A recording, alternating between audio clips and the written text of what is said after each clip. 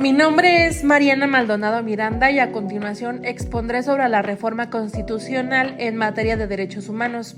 Una fecha importante, el 10 de junio de 2011, fue el día en que se modificaron 11 artículos de la Constitución mexicana. Y ahora, a 2024, a 13 años de este acontecimiento, se sigue considerando como uno de los más grandes logros en materia de derechos humanos. En esta imagen podemos observar la reforma que se realizó al artículo 1 de la Constitución. Y como podemos ver en el primer párrafo, nos habla de uno de los principales objetivos de esta reforma, que es fortalecer la protección y el reconocimiento de los derechos humanos en el país. Se incorporaron los derechos humanos de tratados internacionales directamente en la Constitución. Esto significa que ahora todos los mexicanos no solamente gozamos de todos los derechos que marca la Constitución, sino en adición ahora gozamos de todos los derechos humanos que se reconocen en los tratados internacionales celebrados por México. Por consecuencia, ahora todos y todas tenemos los mismos derechos humanos en México que todas las demás personas en el resto del mundo.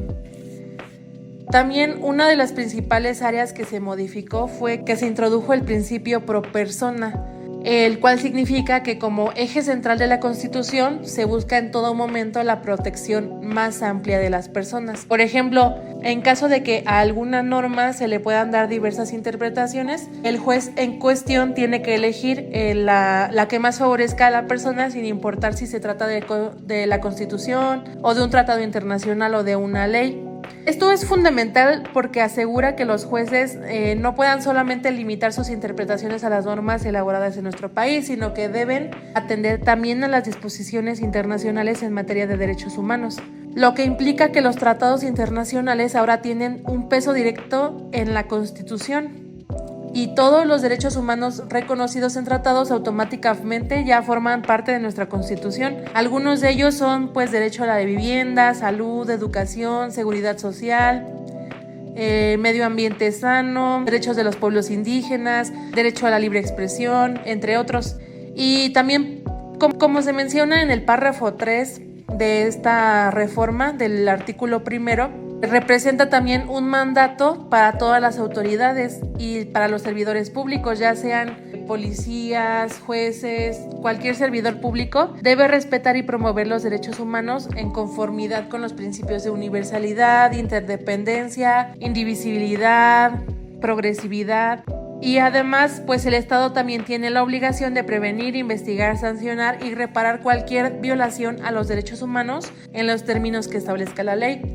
También esto implica que todos los estados deben destinar los recursos necesarios para satisfacer los derechos humanos de la población, ya sea en materia civil, cultural, económica o de cualquier otra índole, en sus políticas de gobierno. Otro punto importante también es que los derechos humanos deben ser un eje rector de los sistemas penitenciarios y de los sistemas educativos, lo que significa que también en el sistema educativo se deben meter temas en cuestión de derechos humanos para que los niños o los estudiantes conozcan y hagan valer sus derechos.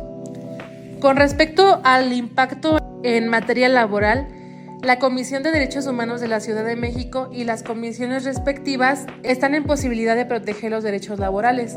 La reforma también refuerza los derechos laborales como derechos humanos, por lo que esto impacta en aspectos como el derecho al trabajo digno, a la no discriminación, a la protección contra cualquier tipo de abuso o violación de los derechos de los trabajadores. Los derechos laborales también se consideran derechos humanos. Entonces, en este caso, como hablábamos del principio pro persona, en este caso también los tribunales aplican este principio pro persona en favor de los trabajadores, por ejemplo en casos de conflicto, y se fortalecen también las medidas contra la discriminación laboral y se garantiza así una mayor equidad y justicia en el entorno laboral.